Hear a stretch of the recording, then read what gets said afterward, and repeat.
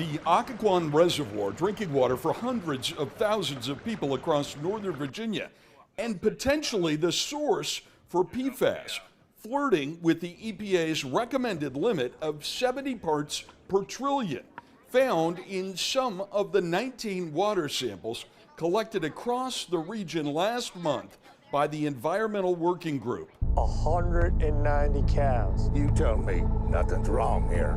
The so-called forever chemicals were the focus of the movie Dark Waters, about contamination in West Virginia. That's chemicals, I'm telling you.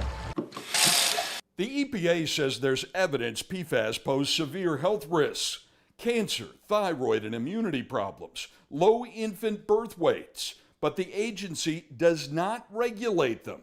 Now EPA Administrator Michael Regan is promising tackling forever chemicals will be a top priority.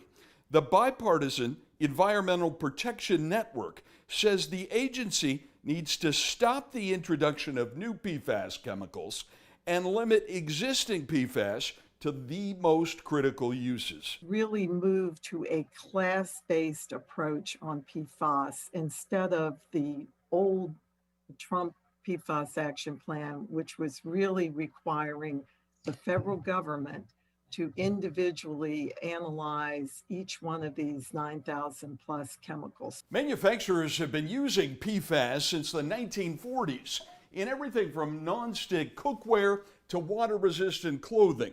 Now, a new bipartisan bill just introduced in Congress pushes the Biden administration to set a national contamination limit for PFAS, and to do it within 2 years.